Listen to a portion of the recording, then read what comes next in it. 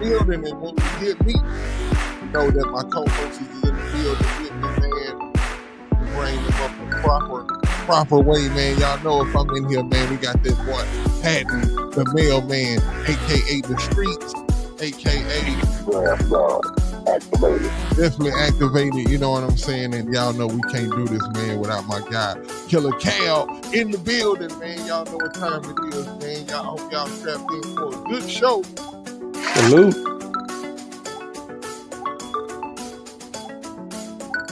We salute everybody in the bull ring and everybody that's tuning in. Remember, you can text in your questions and all of those kind of stuff, your thoughts on what's going on in the show. I mean, you can even have conversations within the bull ring, and if we see that if there's anything interesting that we want to speak on, we will pull up your comment. You know what I'm saying? I don't know if that's me speaking double, but nah, that was me. Oh, okay. But other than that, though, man, it's a good show. I'm excited, man. You know, we got to see the rookies go in today. Y'all know we've been doing the position breakdowns, and we got two more for y'all. Last week we did the D-line and the linebackers, and today we're gonna go a little bit on the offensive side. We're gonna try to do a little crisscross thing. So next week we'll try to do a little defense. I mean, next show that is. But today we're going with the O-line and the tight end. You know what I'm saying? We're going to get to talk about the boys on the block and in the trenches. You know what I'm saying? And, you know, who's on the team, who has a chance of making it, who has a chance of not making it. You know, who's the diamond in the rough. You know what I'm saying? Because Hey, it's some people, man. I've been seeing some people out there, bro, that I've been, you know, excited about, man. Especially, you know, with my guy. We'll bring up that tight end a little bit later, but I ain't gonna lie, man. Just from what I'm seeing from the rookies reporting today, I'm excited. They look polished. They look like the players, Pauls, that I've been wanting to see the Texans acquire. I used to say this a lot, you know, as a Texans fan. I used to say that our team, sometime when we got on the field, we didn't look the part. And I used to blame it on our uniforms. I was like, you know, maybe it's our uniforms got us kind of looking like that, like we just not as well put together as the other teams out there. But man, you know, I seen some players out there today, man, looking real good for the Texans, man, real good. Far as that go, man, how y'all boys doing, man? How y'all feeling this wonderful Friday afternoon? Blessed and highly favored, man. Hey, man, I'm doing great, man. Y'all applause for that. You got to get applause for being blessed and highly favored. Oh, most definitely, man. Connecting with the vibration of the Most High, but we'll get on to that. But I got to curb my enthusiasm, man. I'm not excited about seeing two wide receivers play toss. It just doesn't. It got me a little crunk though, man. I ain't gonna. It did something. It did something to me. I don't know what it was, but I can tell you this: it felt like football season is here. It's one of those things, man. And Patton may know this, but all the time that I play football, and when September roll around, it was something about the way that the weather, especially playing on Friday nights, it's something about how that wind hits your skin, the bright lights. Friday night lights is a real thing. And that smell of fresh cut grass, you just knew. So I understand what people are like. I know that feeling, but right now, I just don't have that feeling. Like I'm looking at a lot of the content creators and, you know, they taking pictures and all that other stuff. I'm like, man, I get excited when preseason get here, because after the starters do their little little ballerina debutante, prance out there and hand the ball off and dump it 1 or 2 times. CJ 1 for 2 for 15 yards, and they come off the field. I like to look at the backup. So What I'm about sorry, the eye Nick. I'm test? sorry, What Nick. about I'm the just, eye I'm test, just, bro? I'm just. Like, what It about just the that. eye test, man? You looking at the players out there, like you can. I mean, the eye test count for something. You know what I'm Yeah. saying? I mean, I equate it to seeing that girl in the club. She Mm-hmm. looked good, but I don't get that excited until I get the number, and then we leave out of the club together. So that's what preseason and regular season look like to me, man. That's a crazy analogy, man. But No, hey, no, That's no. good I though. think some crazy Oh shit, yeah, man. no, that's good. That's actually pretty good. But what do you think, Patton? Man, is this excite you, man? Just seeing the rookies out there, playing patty cake, man. Actually, I was more so excited to see the GOAT. The GOAT. You know what I'm saying? For those that don't know, my guy rocking number 42. So I got to get used to seeing the GOAT catch the ball from CJ rocking 42. Mm-hmm. But that's neither here nor there. There was also a Ladarius Henderson sighting. He's out there with the rookies, looking pretty good, moving nice and moving and grooving. Him and Big E. Mm-hmm. You know what I'm saying? But honestly, I don't care about the receivers. Not right now. I like the fact that Henderson was out there, even though he's technically a rookie because he didn't get to do anything last year, and Yeah, I'm pretty sure he had a choice whether to be out there, and I think it shows a lot that he's out there. And He he need to looks be. good, bro. Like I'm saying, I know it's the eye test, man. And pause before y'all go to saying anything, but I'm just saying they passed the eye test for me today. You know what I'm I saying? get it. Especially Yeah, Noel, man. Noel looks like a very well put together wide receiver. I think he's gonna really like. I'm starting to get excited about him. You know what I'm saying? I already, I pretty much know what Higgins can be, but I'm starting to pay attention to Noel, man. And Noel looks the part, man. The guy's short. He looks well built. As far as sturdiness and what you need to have in playing football and stuff like that. Pause for y'all get to saying anything, but other than that, though, man, yeah, bro looks the part. Hey, let me say Definitely looks this the real part. quick. I seen a picture. I think Sarge took it, and shout out to Big Sarge. It was a picture of Woody Marks, running back, Mhm. USC. He's rocking number 27. Uh, I noticed, man, dude ain't got no calf muscles. Mm. I just, as a I know running what back, you mean. it's nothing major. Just some I spotted scrolling down my timeline. I said, oh, they go Woody, and I'm like, damn, dude ain't got no calf muscles. Like, what his calf you muscles? know, athletes that don't have calf muscles, they can pick them up and put them down real quick. If you ever seen, I've met Tunsil twice, and both times he had them short. Tunsil have lower legs of a basketball player. Mm-hmm. You look at his calves, you're like, oh, bro, you play pro ball. Like you look at it, especially in regular clothes, you be like, oh, this dude is actually, he looked massive on Sundays. In regular clothes, you look at him like, man, like my cast is bigger than yours. But athletes, a lot of them, when they have small calf, like he runs like you know, he runs like he got trunks, Mhm. but they pick him up and put him down real fast. Now it don't show on his 40 time, but it does show in his 20 and his 3-cone drill. So Mm-hmm. yeah, Okay, and then seeing also like I say, seeing those old linemen out there, seeing Ursery, um, those guys look like like I say, they look the part. Ursery, I can tell that he's a rookie, and he might have to work into his grown man body a little bit, but he not too far from where he wants to be. I just think it was exciting. I didn't get a chance to watch the press conference. I apologize. I don't know if y'all got a chance to or not, but I didn't get a chance to check out the conference and press conference, and I was gonna watch that later on. But did you watch it, Patton? Not just clips.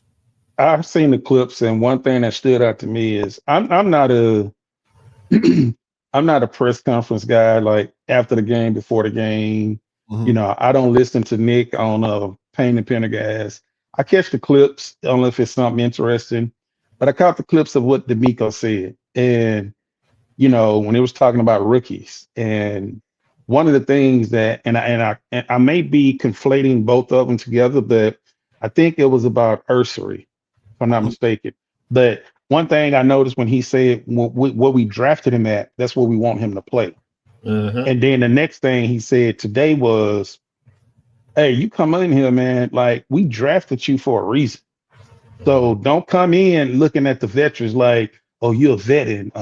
Like, no, you come in thinking that you're gonna be a starter. And see, Nitty, Patton, this is what I love about that. D'Amico was the first player taken in the second round when the Texans drafted him. JJ Watt and a couple of those, even Andre Johnson said the first day we knew that he was going to be a captain because he just have that leadership in him. And when you have a guy that believes in himself on day one, it's easy for him to tell his story and give them confidence saying, hey, man, yeah, I know they just paid Cam. They got rid of Tunsil. They just paid Cam. So, I'm going to be, I'm going to do my part and, I'm just going to try hard. It's like, nah, it's my position. I'm going to go and take it. Hey, Nick Casario, you done wasted $12-14 million on Cat. He going to be behind me or you going to trade him or something. But that's my position. I like that type of attitude. Like, I come here to play and start and be your starter for the next, 10, 12, 15 years. I'm going to get that big contract. I'm going to reset the market. Like, you got to have standards so high and believe in yourself because they believe in you, but nobody believes in you more than yourself because that's the reason why you're going to be all pro on Sundays. And the reason why I say all pro because Patton, he put it out there last week, so I'm going to stand on it. I'll tell you. No, I believe it. I totally believe in Ursary, in his abilities. I think that if he, like Patton said, if he had a chance to maybe sit out a year, he would probably be more polished when playing. But I think, hey, sometimes if you're thrown out there into the fire, hey, I still think you can handle your business. If it's seen you, it's seen you. You know what I'm saying? It's in them. Your dog. When we made that pick, I told y'all that, like, y'all know how I felt about Higgins. I wanted somebody else clearly, but when we got Ursary though, that let me know, like, okay, he was also like my favorite lineman left that was on the board. But I had never heard of him until we picked him. That's the crazy thing about him. So go ahead. Real quick, man. Real quick. A little side story. Last year, watching the games, I knew like something deep inside of me. Pause. We finna get ready to have a left tackle change on an O-line real soon. And I knew, but I was like, I wonder how it's going to pull it off because you just can't release Tunsil. When you trade him, what will you get for him? And of course, you trade him, right? The last time we drafted a tackle that high was Titus with Bill O'Brien. And Titus wasn't left tackle. LT was already here. So Texans changes. Was going to everybody in the bull ring. But I knew at some point it's going to be one of them drafts where picking a tackle or offensive lineman in the first round isn't sexy. It just ain't. But it's very meaningful. You know what I'm saying? And for us to trade back with Nick being smart, but I was telling Cal, you get out that first round and get to the second round, you got to pay extra amount of money for that first round. You know what I'm saying? These guys really got to battle it out for the next 4 years to earn the next payday, which also puts us in a peculiar situation. But not to get that's further along down the line. But Ursary, man, BE, he will be the starter come week 1 of the regular season. I'm stamping it. This year. Yeah, this year, of course. Hey, I ain't gonna lie. He's that good. Like, if that happens right there, bro, hey, I'm with it. I'm telling you, if that happens, then I know one thing. This is going to be a competition. This is going to be a stiff. When them pads come on, he got to go against Will and Hunter. When they get to work in his ass, when he finally figure out how to put that foot down and lock and engage, okay, I just slowed him down. Okay, now I slowed him down. The rest of the league don't have many good guys like that, bro. Handle everybody. You know what I'm saying? Like, it's only a handful of elite pass rushers in this league. Rest of the guys are teetering. You know what I'm saying? Elite is like it's very few, and we just happen to have two of the guys on our team. So, iron sharpens iron for shit show. But like I was saying, how is Ursary on the run blocking side of the game? He's a mauler. Dang. He's not the we ain't fastest. had that. We ain't had that since Dwayne Brown, bro. The pass blocking and the run. You know what I'm saying? He's not the fastest guy in the world. He's a lineman. Okay, let's not get ahead of ourselves. When it comes to rocking, the run blocking, whether it's going to his side, the guy's gonna get out the way. He's gonna pick you up and take you where he wants you to go. He's gonna move you out the way. The only way you're gonna get past him, because sometimes he has a tendency to lean. You know what I'm saying? When you run blocking, you got to engage, which causes sometimes the lean. Now, if he's going against a guy that's a tad bit shorter than him, that lean may catch him slipping. But these things he's going to have to learn along the way. But for the most part, that's what I hear. That's the only problem that he has. So, because he's so big, bro. Pause. He's a very massive. Yeah, and I know that, right? So how can that be coached out of him? Is that just something that we're gonna have to always deal with? So we're gonna know how good Greg Popovich is going into the preseason. Well, going into the regular season, how good the blocking is during the preseason games. Don't pay attention to anybody in the media that's saying, "Oh man, the D line is whooping offensive line ass." That's how it always go the first day. The first week, the D line is they're going to win. The O line doesn't start to win until week 2, week 3, leading up to the first preseason game. So, Brandon got a question for us. He say, did Cam Robinson come into the building in shape? Seemed really thin. I didn't see Cam. Cam has never been a guy that's muscular. Okay, he's also a big human being. Cam is not a guy that's gonna have a 6-pack. He's what I would call an old school traditional lineman. Big belly, big chest. Yeah, for real. You know what I'm saying? Him and Trent. Yeah, which is not. And Trent has been the same, been that way his whole fucking life. So it's no shade against them. Guys like that, you don't see how good they are until the pads come on. And both those guys are pretty good, respectfully, in their own way. And look, ain't this crazy, y'all, that, we were going into the position breakdowns today and we was talking about, the O-line and the tight ends, and we just flowed right on into it. I'm talking about seamlessly. Y'all didn't even know we was here, but we all here.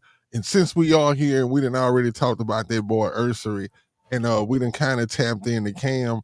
Let's start at Cam. Right now, he's slated to be our starter, and only because of pay.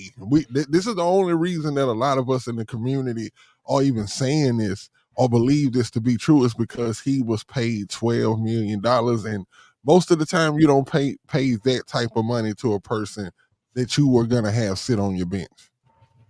No. So what do y'all think about that? It's pretty simple. You have to invest in your offensive line. Like, going into the draft, you don't know who you're going to get.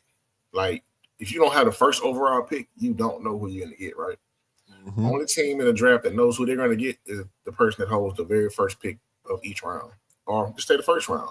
So, who's to say Ursary could have gotten taken before we took him? You know what I'm saying?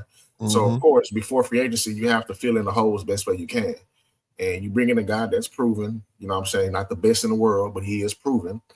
So if we can't get what we need, we have some type of insurance there, right? Now, by bringing in Ursary, I call him Big E. By bringing in Big E, that creates immediate competition. Immediate. Like, the left tackle position, in my mind, is only between those two. Now, the rest of the offensive line, a lot of people want to put Howard at left guard. Me personally, I like him better as a tackle, but he is good. He is a good guard. So that's going to be the toss-up. What a lot of people are not talking about is my guy from Go Blue, the Darius Henderson. Oh, yeah, man. Henderson. He is the only lineman in our facility that can play all 5 positions on the offensive line. Don't be surprised. And look, quote me now. Don't be surprised if my guy ends up winning the center position. Something to think about. Most definitely, man. That's definitely a point of interest. If he ends up starting center, I mean, and he's gonna beat out Patterson because I don't know how do y'all let's move over to Patterson. As a matter of fact, what do y'all think about Patterson as a center? Do you when they say that he's a I think I was watching something the other day on one of the national sports media, and they were showing the Texans projected starters for offensive line, and they had Patterson in there at center. And I was thinking about how there was once upon a time I actually used to feel pretty good about Patterson, man. Um, I don't know if the guard play made him look bad last year, but just what do y'all think? What do y'all think about Patterson as a center? Me personally, I know everybody loves Juice. You know, he got the name and everything. Me personally, from what I saw on film last year, Patterson was a better center than Juice. A lot of the community gonna disagree with me, and that's cool. Nah, I really don't care about Well, that. Uh, but he played better than Juice. Juice was like, to me, man. I go back and look at that whole entire line. Kenyon, Patterson, Juice, uh, the other right guard, the one that we ran out of town. Mm-hmm. Uh, I can't think of his name, but all those guys' Mason, technique. Who? Shaq Mason. Mason. All those guys' blocking techniques was horrible. Like, they were so lost, man. One thing my coach always told me, he said, when you're blocking Edwards, and if your face is ever turned toward the quarterback, you lost. There's no way that you're blocking and you're faced this way, and a man going by you, and you got to turn around to try to regather yourself. I saw that with all four of those guys last year. Saw it a little bit with Howard when he played tackle, but only a few times. Howard really didn't get beat on that right tackle. And I kind of feel bad for him because he was drafted to, I mean, right tackle. He was drafted to be a right tackle, but they kept moving him around. So listening to Nick say he's going to trot out the best five, I think that, I know I'm jumping over the place, but I think that Howard is going to be your left guard. But I'm going to answer your question. Me personally, I think Casario is going to give Juice every opportunity to win the starting center job because Casario even said Juice is a better center than he is guard. So he was taken in the second round. Patterson was taken in the fifth round. So you have to What was like Juice drafted position? Where did we draft him to be? A center, right? Center. center. Yeah. Center. So those guys have every opportunity to not win the job.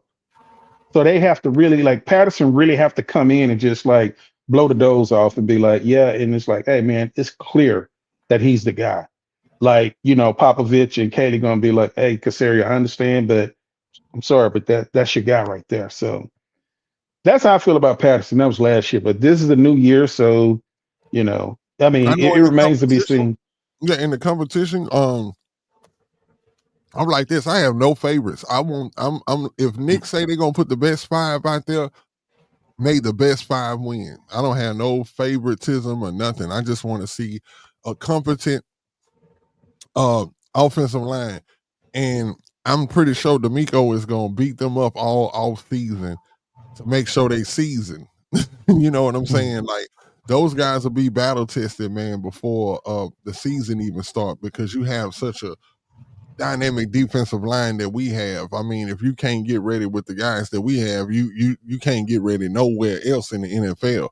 But other than that, who else on the O Hey, line? before we go to the next guy, when Juice was drafted, you know how they have on the screen their position. Mm-hmm. His was center guard. Only one that was Patterson was actually the true center that was drafted. But Mm-hmm. both of them coming out, both of those guys collectively played both guard and center in college. So you have two guys. I feel like if given time to play in one position and one spot, can master that position. But I'm with Cal 1000%, dude. It's one thing to watch the shit on TV. Mm-hmm. You watching that shit live up close, like, dude. Both guys do a good job hiking the ball. Shout out to David Cutler. See, the thing about football, it starts with the football, okay? And Exactly, because you can't play football without the football. exactly. So both guys have good. They're good at hiking the ball in the shotgun, but neither guy has displayed being able to call out the defense, which was predicated in Bobby Slowick's offense. The center was supposed to be smart, and neither guy was able to call out the defense. And hey, you block here, you block. Neither one did that. Mm-hmm. Now, we don't, once again, going back to with Kaylee and Pop, we don't know if the center's going to have that type of responsibility. I would like for my center to be that guy, but as far as how it's like being able to do that, I don't think so with either one. Now, I mean, Patterson went to Notre Dame, man. Juice did too, huh? No, Juice went to Penn State. Oh, yeah, you're right. So, I mean, both of them guys in my backyard, so I mean, I'm very familiar with them. But I want to bring up a guy, man, a lot of people are probably sleeping on and don't even like, probably forgot about. I know Sarge ain't like him, but Ed Ingram from Minnesota. Mm-hmm. I like Ingram, man. I watched some tape. I got him because I got my depth chart. I got him second string right guard. Who you got first? I got Juice. Okay, so you got Patterson, Juice. I got here's my five. Okay. I got Patterson at center. I got Juice at right guard. I got Blake at right tackle. I got Titus at left guard. I got Cam at left tackle. Okay. The reason, and I'm a no. Go ahead. That's my depth chart before I hit the Cam. But go ahead. That was my depth chart. Oh, that's not bad. Well, so with Ingram. Yeah. What you see special about him? Something we don't have. We haven't had. Like, dude's nasty in a good way. Yeah. Mm-hmm. Yeah. I knew you was gonna say that. I'm gonna be honest. He missed some blocks, but who don't miss blocks, right? You know what I'm saying? Everybody, receivers drop passes, quarterbacks throw interceptions, guys miss sacks. You know what I'm saying? Shit happens, right? Mm-hmm. Nobody's perfect, but he got what I would call dog in him. Like, I've never seen. He plays like the old school football in the 90s and the 80s. You know what I'm saying? Where people actually getting thrown around. He's manhandling people, grown ass men at that. Nobody on the offensive line last year manhandled nobody. Mm-hmm. Like, nobody was getting flew around. Nobody was getting pancaked. And if it was, they just happened to slip and fall over. They fit on top of them. But this guy is a fucking dog. I'm serious. So, and then we also brought in Landon Tomlinson. Hold on before you get off of Ingram though. I want to say this. I thought the same thing that you thought when I saw Ingram. Ingram is what made me come on the show that time when I said that what we see is that we're gonna have a new attitude on the line just because of those guys who they brought in, those new guys. The way that they play the game of football, like you say, is nasty in a good way. And you know, whether they had success or great success with their team before, it still doesn't change, you know, what the common demeanor is, what the culture, what they trying to do with that offensive line is actually bring in some dogs. Like, just like we got dogs on that defensive line, they trying to have some guys to come in and not wait to get hit, but do the hitting. You know what I'm saying? And that's what it looked like. When I seen them go get Ingram and I looked at his tape, and like you say, the next guy you were saying, Tomlinson, I just looked at their coach and the type of coaches that they came from, and I'm like, yeah, they doing something with the O-line that we ain't seen in Texas in a long time. They ain't looking for choir boys. You know what I'm saying? That's not what they're looking for now. Now let me say this, man. I'm glad you brought up Ingram. Now, our offensive coordinator, he just came from the Rams, right? Mm-hmm. Okay. So when I look at and they have that, he has that they have like they're connected somehow with Minnesota. They kind of running like the same scheme, right? Mm-hmm. Yeah. The exact same thing. Yeah. Okay. So Ed Ingram last year was with Minnesota along with Cam. And I think that was some familiarity of bringing those type of guys down here. Mhm. And this is the only reason why I would disagree with Pat. And I know I wanted to wait until we got off into it. Y'all brought up Ingram, but yeah, he's nasty. That's why I have Juice starting. And like I said, a second round draft pick is going to have every opportunity to lose that job.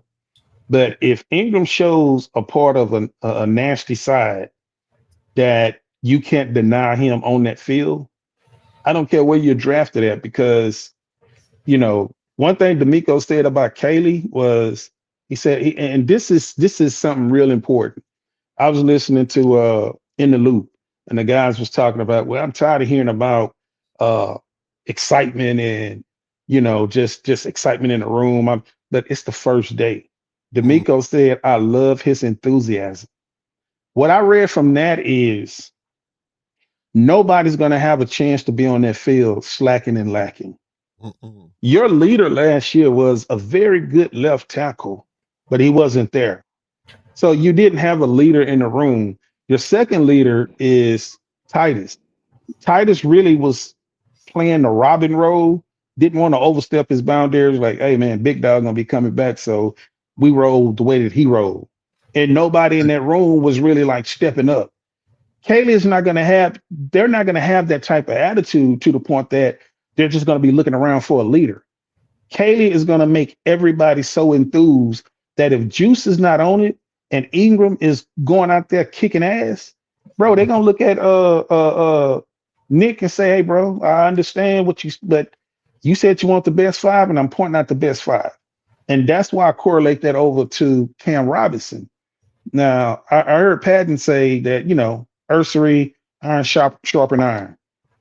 Cam Robinson is already sharp. If you seen him go against Will, and he went against Will and somebody else I was watching, I think he had a game going against did he go against Danico? I mean not Daniil. Daniil. Like, if you go back and look at his game at Jacksonville and look at his career through Jacksonville, dude is not a bad tackle Not at all. all. Not at all. Started every game. They had an injury over there with Minnesota. That dude was traded in the middle of the year from one scheme to the next, traded on a Tuesday and a Wednesday and started on a Sunday. People that out here talking about offensive line really don't know how hard that shit is. Your head is spinning.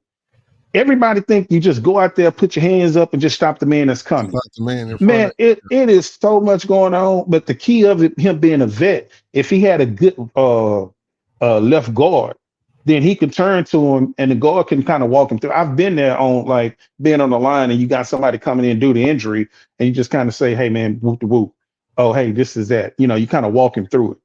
But Cam Robinson have stalled a whole bunch of defensive ends. Now, everybody bring up the 5 sacks from last year. That was be on pace for 25 sacks. And, 25 sacks would be a damn good load. But I don't want my left tackle giving up 5 sacks. So, And I remember I told you one thing about that Minnesota line. I got to keep making that a point. Is that Sam Darnold was I think was was ranked 4th in the league. Right. Not the 3rd for holding the ball the longest. Right. So this is my point about Ursery. Ursery, the speed of the game is not going to be picked up in a matter of 3 to 4 weeks in preseason. Cam already knows. He knows the tricks. All that stuff that Will and Daniil going to do on Ursery head going to be spinning. Now, if he's a very good prodigy, above average, just a kick-ass guy, he's going to have every opportunity to win. But I just think Cam is just way too seasoned. Cam is snappy too, man. I don't know if you watched this about him, Cam, but I mean not Cam, but Cal. Did you notice like how he is? Like, I'm gonna tell you who's gonna love if Cam was to be our starting left tackle. Is Nico Collins, because when they throw that screen, That wide receiver screen, man, he gets Cam out. can get out there on that shit, bro. Like the shit that he used to, bro. Now I see when I used to see Nico after that play, whenever it would kind of get smashed or stonewalled, he would always run up the tunnel and like pat him on his back. And I thought that it was like come on, baby, but it probably was like, dang, bro, you be like, what are you doing? Like, you need to get out, because Tunsil couldn't get out there like I was seeing what Cam was doing. Cam was getting out there. And so what and that goes back to what D'Amico said. He keeps saying, he said it from the day of the press conference. Every time somebody bring up Kaylee, D'Amico say, I love his enthusiasm and it's going to rub off on the offensive side. When you read off into that, he's saying, I love this attitude for my offense because this is what I bring on defense and I see the results of it. Last year, we didn't see, I kept telling y'all never seen CJ and Slowick intertwine, conversate, communicate on the sideline 0 times last year. Yeah. CJ was upset a lot of the time. And he was sit over there by Gerard, and it's like it's a divided room. So when they go into the film room, CJ and Gerard have already talked, and fuckface over there, excuse my language. He's over there doing his own thing and being a damn dictator. So it was like there was no communication. But going back to what we're saying about the line pulling and all that other stuff, man, Kaylee's gonna be running up to those guys saying, man, good job, or hey man, get your ass out there, make the block, quit slacking. So that's the part that I love when D'Amico says the enthusiasm. That line is gonna be so different this year, man, because one guy is not gonna let them slack at all. He knows what he's up against. And if that guy comes out, just say, look, my prediction, because of our roster on both sides of the ball, and then this far down the line, it's going to be Super Bowl. If he wins the Super Bowl, he's one and done. If he gets that offensive line the way it's supposed to be, protect CJ, and CJ have a career year, close to 5,000 yards, 40 touchdowns, Kaylee is one and done because he done the unthinkable to change that whole entire complex on that offensive side of the ball. So that's my take on that. And I really do, man. That's a good point, Cal. That, and then we'll get to, and this is a good segue to get to our tight ends.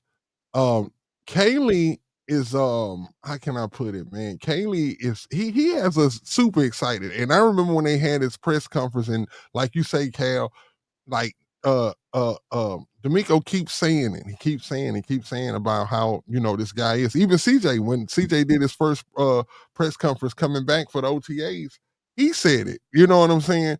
It's just like he said, it's a lot of blind trust going on, but the word trust is in there, which means that lets me know that just from what they seeing from this guy, it's finna be good, man. And right, I just think that the offensive line, y'all, I think that, and it's gonna be crazy at the same time because some of these people you had in the building last year. But the thing you have to understand about pecking orders is that if you want to move up in the pecking order of anything, I don't care if this is corporate America. If you want to move up in the pecking order, you must do one thing: respect the order. You have to respect the order. If you want to be captain one day, you have to respect that you may be a private, or you may be a sergeant, or you may be, you got to work your way up to lieutenant. These are things that you have to respect. A lot of the times people don't see it that way, but I think Kaylee is going to do good. And that, like I said, it's a good segue over to talking about my guy, Nick Lachey. Y'all already know that, hold on. Draft guard activated. Our very own, you know what I'm saying, Patton brought Nick Lachey on the show.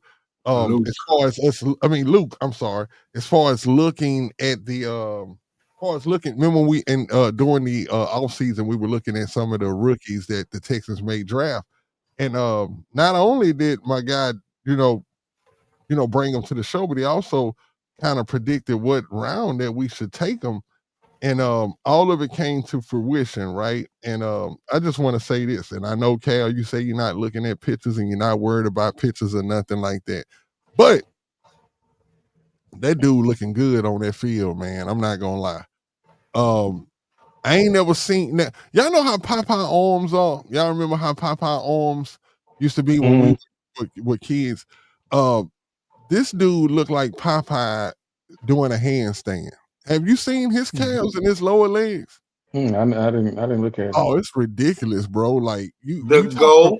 hey, you talking about somebody that's not gonna have a problem anchoring and blocking, bro? Like it looked like, I used to tell people that if you looked at Michael Phelps, you can tell he was born to swim. Like his body was actually designed like from God for him to swim, and not only swim but to win how he wins. It's like it's crazy. Like, but that's the way I look at this tight end, bro. He looks like he's built for the part, and not only that, he comes from tight end university. Like, but I just want to stick, but right quick, because I got somebody I want to talk to about him, but I'm gonna bring that up later. But what did y'all think about when y'all seen him on the field today? Seen the I GOAT. didn't see him. I seen the GOAT. Hmm. I seen the future. You ain't gonna like my Hey, my depth chart there. Hey, bro, 6'6", hey, man. Listen, nobody has him on their depth charts, and that's perfectly fine. I've seen it's a guy on Twitter. I want to say Mr. Optimistic. I think that's his name. Yeah. Shout out, Mr. Optimistic. Yeah, man. Shout out to the op. He got Schultz, K, and Brevin. Cool, respectable. I commented on the post and I said, man, you missing the GOAT. Not starting the GOAT. You're gonna start at tight end. All right, like I'll put it like this, man. The way things come to me, and I learn these things, and I try to put them out to the people of the masses. You know what I'm saying? But I was telling when I first seen him, mind you, watching Owl's film, I'm watching their film for the running back Caleb Johnson. A lot of times when I'm watching a team for a certain player, there's always somebody else that's gonna pop off the screen, and that was him. Every time I watch the Owl game, this guy is popping off the screen. And I can only imagine, like, damn, if he's healthy, what could he do? Now, he's healthy right now. And right now, they ain't, all they got is jerseys and shorts on. They stretching, learning technique, fundamentals. You know what I'm saying? This little shit. I'm trying to get them acclimated to the NFL. Mm-hmm. Y'all not going to see how good my guy is until 707s. Really until them pads come on. Like, God forbid, knock on wood, i.e. Dawson Schultz gets hurt by a phantom Achilles injury. Knock on wood again. Then my guy come out there. I would say this, man. By default. That is good. I love the way you putting this together, though, because it actually makes everything roll real good out of it. Because you feel like this guy going to be starting, my bad. If you feel like he's going to be starting, then everybody else is going to fall behind this dude. Which is not a bad thing. No, not at all. I want to see him start, to be honest with you. I got that much belief in the rookie. Let me ask both y'all this question, and to everybody in the bull ring as well. From your tight end position, do you want a guy to go out there that's going to catch the ball half the time, drop the ball half the time, and don't give you no effort when it comes to blocking, whether it's run game or pass game? Or do you want a guy that ain't the fastest motherfucker in the world, excuse my French, but we'll block, we'll put you up with old football saying, Cal might know this one, we'll put your dick in the dirt, you know what I'm saying, and catch the ball and run your ass over and go get some yards. He ain't falling backwards, he ain't falling to the side, he's falling forward. I mean, what guy is, if you have to pick between the two, one guy's an established veteran, one guy nobody knows. You know what I'm saying? I like that, Rodney. And I like Brevin too, but I got Skywalker taking over Schultz. We're going for the guzzle. You know what I'm saying? I got my two guys right now. I know me and Cal don't agree on this, but I got Big E starting left tackle, and I got Skywalker starting tight end. Okay, Cal, what is your depth chart looking like at tight end? Once again, the veteran is gonna have every opportunity to lose his job. Mm-hmm. Now, new regime, like everything that Slowick did, just let's just go ahead and put that out to the pastures out of misery. I know we didn't like nothing about Dalton last year. Didn't like nothing about him. Once again, you got a new offensive coordinator who worked with tight ends before in New England. You hoping And revive? what's that? You're hoping that he can revive him. My point exactly. Like they see something that like we're not gonna see. And the one thing you're gonna know is when that depth chart is set, you'll know that they're saying either A, we're gonna give Schultz every opportunity to start, or he was just misused. Now I know a lot of fans are gonna listen to me and say, "Oh man, he was garbage. He was horrible." Everything that Floyd did, I try to throw it out the window. So I got Dalton at number one. Last year, this tight end was on the board as the number two or the number three tight end. That's Cade Stover coming out. Mm-hmm. Cade Stover, reading about it, I just kind of read up on him again. Former defensive end, linebacker. That He lets said me know that he was he's great. not scared of contact at all. So he got his taste of being at intermittent fullback last year. So he came in, I think early in the season they had him in fullback. So I think that he's going to have a chance to show what he can do on that with the offensive line, blocking and catching. Like I said, he was ranked pretty high last year. The third one Come on gonna now. be it's gonna be Brevin. Of course, why not? Now it's going to be Brevin, and here's why: because Brevin is going on to his fourth year. Now Uh, that's this is my depth chart right now. When the season starts, it depends on what is the game plan for that day. Because if they want to do a lot of heavy run blocking scheme, then I can see Brevin being inactivated, and I can see Luke and Cade getting a lot of double type responsibilities. So both of them have the ability to run and catch, but it depends on how Haley wants to, what is the game plan? What is the first 15 scripted? So that's when Lachey is going to get an opportunity to move up that depth chart. And then if he can outshine Cade, then he'll start getting more of those snaps. And if Dalton Schultz start being Dalton Schultz of last year, then you're going to have Cade Stover and Luke Lachey battling out being the starter. And I see that happening around game 5, game 6. So I have Dalton 1, Cade 2, Brevin 3, Luke 4 starting it off this year. This is how I see the Luke situation going. I see him hitting that field and kind of being like what happened with JJ Watt, right? JJ Watt in his first offseason with the Texans, pretty much hit the field and his talent spoke for themselves. Everybody was talking about it from day one. I think Luke is gonna get a lot of play from the media. I think a lot of people that's out there is gonna see him and it's just gonna be like, hey, what's up with Luke? Luke's just looking so good. He's just making these amazing catches and plays because bro is 6'6", man. And I'm gonna keep saying that. Being that tall, but also being that stout to be able to be good at blocking, man, it's gonna be crazy out there, bro. And the type of offense that he's gonna be in. I mean, he may be called to do some things that we've seen Grunk do. You know what I'm saying? And hey, I'm just saying, bro has like you say, Cal, he has every opportunity. Just like you say, those guys have every opportunity to lose their job. He has every opportunity to gain this job To win a job, yeah.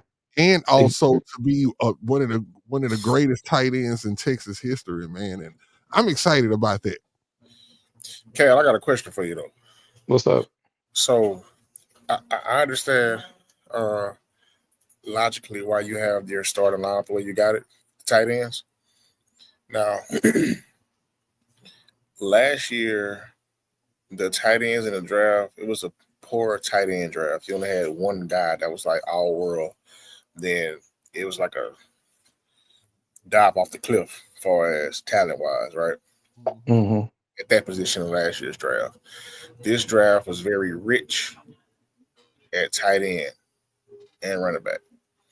Now, the thing with Cade, he's a natural blocker. Now, barring if we don't keep a fullback, do you see Cade being a guy to play fullback, or would you be more comfortable with Luke playing fullback? Nah, I think fullback is almost going to be almost obsolete in this system. I don't think. I think either like we're not talking about the 70, but we was talking about it Tuesday. I think either British Brooks be a tailback, third string or whatever, or he doesn't make the team. I don't think fullback is going to carry a lot of weight. So I think those guys are going to be tight ends. And the reason why I say this is because D'Amico said something earlier. Like I said, I hear clips and sound bites. And it's almost like he want guys that when they get put in those positions, he don't want to play musical chairs anymore. Right. I don't want my left tackle being my right guard. I don't want this. So I don't think now there are going to be schemes that, those guys will line up in the backfield. Hell, I could see a package where both of them line up in the backfield and Mixon is the tailback. I could see one of them motioning out of backfield. I can see both of them motioning out of backfield. I can see one line up tight and the other one line up in the slot.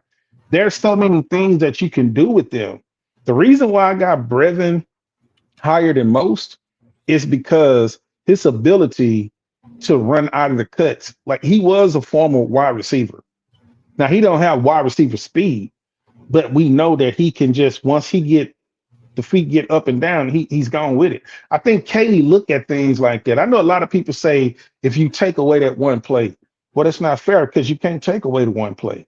Okay. You can't take away Damon Pierce one play. But I understand what people are saying. What else have he done?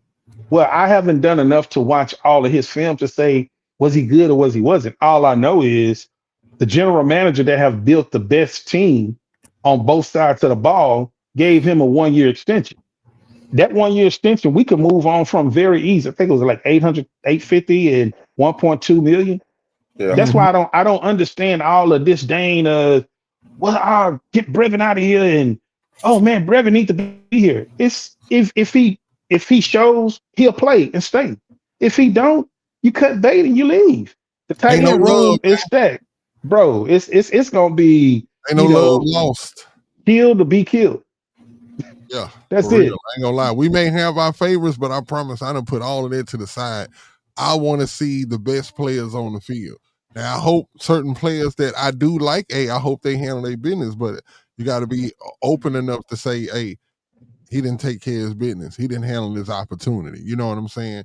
Because I'm saying right now, Luke right now on paper, I mean, it's what is he, the fifth tight end on he's the fourth. And Irv Smith is fifth. If he works his way up and it's the other, we got to look at this from another angle too. If he works his way through this lineup into the starting position, is that a good thing or a bad thing for the rest of the tight ends? That's what you want. It's a great thing, and here's why. This is why I curve my enthusiasm on walkthroughs, tour days, and I save it for the second quarter of preseason, game 1, 2, and 3, because those are the snaps that Lachey. Now he's going to be playing with Davis Mills, ground ball throwing Davis, but he's going to be able to play with guys that's going to be now. If his talent exceeds their 2s and 3s, it's going to immediately pop out. That's why I love preseason, because I love to see. I want to see what Woody going to do. I want to see what he's going to do. And if he sticks out, if I see it and you see it, the coach is gonna see it. And what's gonna happen that Monday? Hey, Dalton, I know you're on the first install and you get the first 10. Hey, what we gonna do is, Dalton, we're gonna give you 7. Hey, Luke, we're gonna go ahead and see what you do on these. Hey, Kay, just stay put. You're gonna get the second. Hey, Hey, Luke, go ahead. shout out Brandon, man, because he brings up a good point right here, Cam. Mason, I yeah. was gonna bring this up, and I that's why I asked y'all, like, what number would what's name be on the list of tight ends? Because in that picture, there's a picture online hmm where he's you 6'8". can see Mason Tharp standing next to Luke, and dude is like, what? Like, Yeah, I'm talking about Mason looks like Man, you can tell, bro, 6'8". You can tell, and I heard that he's supposed to be pretty good too. He was invited, for a rookie tryout or whatever. Real quick on him, he's a traditional blocking tight end with a lot of room to grow as far as the passing game go. He is a red zone threat. If we still had the old number 4 here, he would be the new Daniel Fields for shit show. But him seeing what we got for us, our tight ends, bringing him in doesn't hurt anything. He's one of those guys where you stash away and pray and hope nobody tries to perch him off your practice squad. they ain't gonna do that. I hope he's a guy too that just can do, outbreak, just do so good that, hey man, you got to put him on the field, because that's a big dude, man. And if he's a willing blocker, like, that's just showing you that we finna be a team, bro. Look, like, let me say this real quick about Brevin. That's a good question too. I got a good question. Brevin is one of the guys in that room that has the most to gain. You know what I'm saying? Like, the organization believes in you. That's why they brought you back on a 1-year deal. You know what I'm saying? He's the guy going into this season, to this camp, who has the most to gain. Dawson is the guy who has the most to lose. The fans don't like you. You hear because of your contract obligations. Mm-hmm. Dawson had a better contract to get off of. I'm pretty sure we would have got off of him pretty soon. Oh yeah, we would. We definitely would have. Yeah. So those two guys those are my two guys I'm looking at the most to either gain or lose. Cade and Luke are going to be the forefront of this franchise going forward. Hey, Nitty, before you get off in there, man, I know you can't really see this, and I'm gonna screenshot it. But last week when we were talking about running backs, and one of my closing statements at the very bottom of this paper, you can't see it, but I got Mason Thorpe, Klein High School, minicamp invite, 6'9", 270. I didn't get a chance to get that on recorded, but I had said last week, I was like, I wanted to bring him up because I knew that when he show up, that everybody was going to look at his size and say, man, that's a big guy. And then everybody was going to make them his sleeper. Yeah. And I didn't get a chance to put that on record, man. But no, it's on record now. It's definitely on record now. Yeah. But everybody gonna say, I said it first. Everybody's so quick to say this. But what are you like? Are you high on them? You know what I'm saying? Here's the thing. I think they have to go through waivers. And if you claim him off waivers, you have to have him on your 53. You can't claim him off our waivers and then stash him on your practice squad. I think that's how it still works. So the Texans haven't getting heated. And here's the thing. He clearly could have went anywhere else and signed an undrafted free agent contract. He accepted the invite knowing that if he just show and prove anything, pass the physical, show up every day, buy into the swarm mentality. Hey, we're going to come over here and redshirt you. We're going to give you a practice squad contract. I think it's like $5,000 a week, whatever it is now. And you just work on and learn the playbook and just work on your craft. You're going to be in a tight end room or whatever. Look, and he's with one of the tight end wizards, supposedly, in Nick Caley, man. So, man, I don't you can't coach 6'9", 270. You can, and then if you go and I looked at some of his Texas Tech highlights, and it's very few because they didn't throw to him a lot. But he's a very huge freaking target, man. And he doesn't run robotical. He's not, like very quick. He's not a breving up out of his cuts or any like fluid tight end. He's like coming off the line, take his cuts, and he's 6'9". If that ball is up where it's supposed to be, he's gonna take it, bring it down, and it is what it is. So It's one of those things. Yeah. Routes just kill them up the seams. Yeah.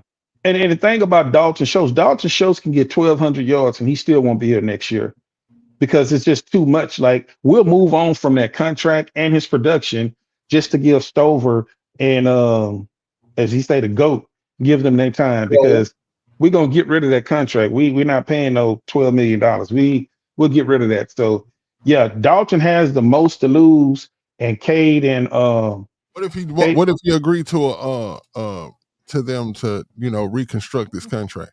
It's gonna be too much. It's gonna be too much money because you got guys under rookie contracts. So all those deals are less than $1 million. It comes out some real off. I don't have to pay $8 million, $7 million because he's gonna get that somewhere else. So if I got 3 guys in my tight end room making roughly $1 million, I can allocate those funds somewhere else. Brandon say, what can Kaylee do with him? That's one thing that I don't know. All I know is that he's made his way up through the ranks, coaching tight ends. Tight ends is his thing. Any place that he is, tight ends thrive. And so I'm looking for the same thing here with the Texans. Put it like this: if he ever got on the field and they in the red zone, and you got Jalen Noel, him, and Nico, bro. You can't. It's over with. You're gonna have to pay attention to Noah because he quick out his cuts. Nico is already 6'4" and can high point the ball, and you got Higgins that's already 6'4". If you put that dude out there and he's your 4th option, then he's going up against a 6'1", 6'2" linebacker. That in the red zone, I could do a lot of stuff with that. Mm-hmm. A lot. All he got to do is run in the end zone and turn around, bro. Curl. That's all he got to do is curl. Yeah. They're gonna have to pass interference to stop you from catching the ball. Yeah. So he's gonna have a turn. He's gonna have a time to learn the playbook and just see how the system goes, and and he looks slim. He don't look like he's overweight, so he's fit. Yeah, it's gonna be interesting. He's what? Fit. Man, I said real quick. Thick. That's what I thought he said too. Yeah, I thought you said he's thick. I was going to say FIT. Oh yeah, he's real fit. Yeah, man. Yeah. I think it can work, man. That tight end room, I'm not worried about it. That O-line room, as we said, we know is full of competition. That's gonna be anytime you have competition, if you don't know this, anytime you have competition on your football team, it's always a good thing, especially when your team is publicly stating that the best 5 are going to hit the field. That's letting us know as fans, but it's most definitely letting the players in the building know that, hey, bring your A game because anybody could end up being a starter, anybody. And so that's got to be exciting for those players getting up every morning and coming to work knowing that, hey, I could end up being one of these guys on the starting line if I just take care of my business. And that's going to cause for good play, which overall is going to make for a better CJ, which is going to make for a better Texan season. And I think the question that I want to close out with y'all is what would the Texans need to do from this point? We didn't have the draft already, right? What would the Texans need to do in your eyes, and I mean both of y'all, for them to win a Super Bowl this year? And we're gonna end on that question. I know it's wishful thinking, and I know that. I know it's wishful thinking, but if you could line up everything right, what would this offseason need to what is one key thing that you need that you think needs to happen in this offseason for the Texans? Let's not say Super Bowl. Let's just say to at least get to the championship game. Okay. I'm gonna stay with Super Bowl because that's the goal every year. Just one thing, right? That's knowing the defense is gonna be what they're gonna be. Naturally have to lean towards the offense. If we go that far, that means CJ has been heavily protected, and he is playing like himself, a better version of himself. He's leveled up, and hell, all our guys, our rookies, panned out. Well, the 2 receivers, mostly, and Woody, and the GOAT. The GOAT. Yeah, but for me, I would just say like this team. Yeah, I'm with Brandon to stay healthy, of course. That's without saying, but it's gonna take CJ to raise his game. He can only raise his game if he has the proper protection. So I trust CJ. I feel like if he's protected, he's gonna do what he got to do. I think that yeah, we gonna skip the injury part of it because that's you know you have injuries, then all bets are off. But I'm gonna say I think that CJ is gonna do CJ things. I just had a confidence in Pop and Kaylee. Especially Kaylee. I know everybody like he never called plays. Like everybody got to start somewhere. So when I think about that is I think that offense is going to start clicking around, 3 or 4, whatever. But I must tell you, the defense, I'm going to say that goes without saying. I think the defense is only going to get better because our rookie is going to come back, stronger, more wiser, 17 games under the belt. You got CJ GJ back there. So the defensive tackles, D'Amico get everything out of those guys. Will is still growing. Daniil is still a cyborg. Linebackers going to play together, toe. So that defense is all together. But here's the one thing that's going to surprise you. We'll win the Super Bowl if that run game is like top 10 in the NFL. Good point. And here's why. Regardless of what we like to see on the field, you can go with Philadelphia. You can go with Buffalo. They got rid of their number one wide receiver in Diggs and start going with Cook and running the hell out the ball. Harbaugh got rid of both his starting wide receivers, just pretty much gut the wide receiver room and just wanted to just put the nose down and run the ball. You're going to establish your dominance as far as being physical running the ball. The day when D'Amico got the job, he said, we will be a physical team and we do want to run the ball. A lot of people missed that because we was looking at CJ. Oh man, he's eventually going to throw for 5,000 yards, 50. Like we putting him in Patrick Mahomes and all these categories. But at the end of the day, D'Amico he's a defensive coach. He wants to go out there and have his team go get them off the field 3 and out, put my offense back on the field. You go on drive, 7-9 plays, 5-7 minutes. Defense stay rested. Offense keep the time of possession up, and that's a winning formula. I know everybody want to put 40, 50 points on the board. That's not how head coaches think. So when you see guys like Woody, and if Mixon stays healthy, and I'm still a team on British Brooks, I think he's gonna shine. I mean, I just want to be one of those guys that throw somebody out there and then everybody start to catch on. So exactly. British Brooks is gonna be my guy. But running the ball, if we are top 5, top 10 in rushing the ball, we are going to the Super Bowl. Period, point blank. Yep. I totally agree with that. That's why I said it's such a good point, because that's the thing. If you put it to where, if we know how good CJ is, we done seen it. We've seen it. If you put him in a situation where you put him in a Trent Dilfer situation, you put him in a situation where he's Trent Dilfer times 21. You get what I'm saying? But if you put him in that position, it's just almost like saying, what if you'd have put Peyton Manning on the Ravens back when they had that strong run game and that defense like they had? They probably would have won 6 Super Bowls in a row. You get what I'm saying? Like when you got that type of talent at quarterback. And so if you don't put the whole thing on CJ back and you allow him to just just make the amazing, we need 10, 11 amazing throws a game, which that's not what's going to happen. But I mean, you start to get to a point where CJ don't have to throw 30 times a game and stuff like that, bro. Oh man, you're right, bro. The sky's the limit with a defense like that. With a defense like that, and an offense that you say that can control time of possession, that is the recipe for winning the Super Bowl. Let me say this right quick, man. people think the term game manager is a downgrade from what a quarterback's supposed to do. Mm-mm. Every quarterback has to manage the game. Now, there are plays that I want my quarterback. We seen it last year.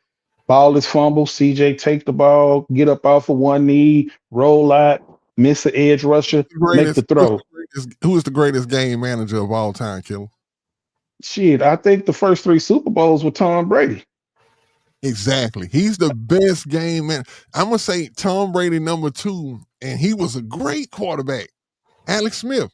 He was one of the first in my life that I actually heard that tag being put on.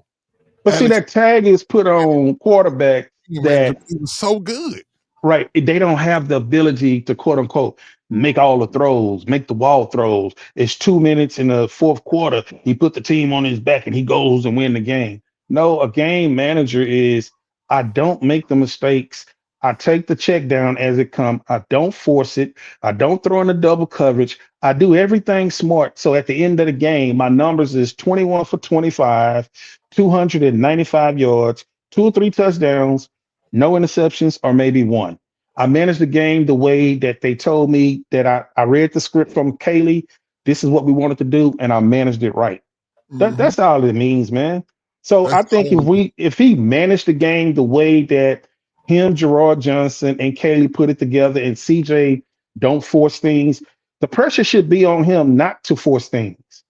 So he should be so comfortable and relaxed and just go out there and just play CJ ball. And we've seen CJ play CJ ball, and it's going to be top 5 in the NFL. Yep, that's most definitely, man. Y'all answered that question perfectly, like I thought y'all would. I was hoping it wouldn't be one of them questions that y'all was gonna be like, oh no, we can't. I don't want to jinx the team, but no, that's the perfect. Those were perfect answers. We are actually at 1 hour and 11 minutes now, and we're about to get ready to close up out of here, y'all. Y'all know we do 1 hour. We will be back here Tuesday for another show. We'll be breaking down 2 more positions. We'll be breaking down on the defense this side, and also if we get any news on some things going on at the rookie mini camp, we will also inform y'all on that as well too. We thank y'all for tuning in. It's been a great show, man. I think this show is labeled wrong. I think this is show 82. I'm gonna go into what's the name and change that. As a matter of fact, let me see if I can change that now. I just realized that. So I'm gonna change that now before that goes up live. I'm doing it right now as we speak. But hey, real great quick, show though, y'all. Anything y'all want to bring before we close out? Real quick, to whom it may concern, everybody in the community, Texans community, content creators, 610, 790, even ESPN. I need y'all to know when y'all talk about Luke Skywalker, make sure you put Patton in parentheses right there by him. You know what I'm saying? I did the work. I found my guy. I told you where he was gonna get drafted at. I broke it down. I went somewhat viral about it, but put some respect on the goddamn draft guard name. That's all I ask. Activated. That's all I ask. I don't ask for man. That's all we ask. That's much. Hey, we simple people, man. We real simple men over here, man.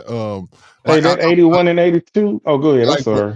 I like what Brandon put right there too. That's why I posted that up there. Yeah, that is dope. That what I'm saying, they playing with 81 and 82. To be honest, I hope they keep that. Some people saying that this just might be a camp thing or whatever, but maybe, I liked it. I like the 81. No, they ain't touching 80, so that's why I liked it. I was like, man, maybe Higgins was like, look, I can't touch 80, but hey, I'm gonna go with this 81. This 81. I'm gonna try to be as closest to the greatest Texan player that ever played here, and it's in front of them. But other than that, though, man, like I said, it's been a great show. We appreciate y'all tuning in. Let me get my shout outs in the bull ring. In the bull ring today, man, we appreciate everybody who come in it. Let's see. We got Brandon as always, Texas Tangents, man. Shout out Rodney Price. And that's pretty much it, man. We appreciate everybody, man, who tunes in with us. Make sure y'all like, share, and subscribe. Share the show on your page. You know what I'm saying? Let people know that you about this Texans action, man. And you're looking forward to the season starting. And so we can build this community, man, because there's nothing greater than a community that comes together for the greater, you know what I'm saying, greater good of these Texans, man. You know what I'm saying? But other than that, hold on, what's the name? Brandon said he was talking about the episode number. Yeah, I already know. You was talking about the fact that I just had to change it from 81 to 82. Nah, we got you, Brandon, man. We got you. You know what I'm saying? But other than that, though, man, we appreciate y'all, man, and we're going to dip up out of here, y'all. It is the Texans on 3. Salute. Great Appreciate show. y'all.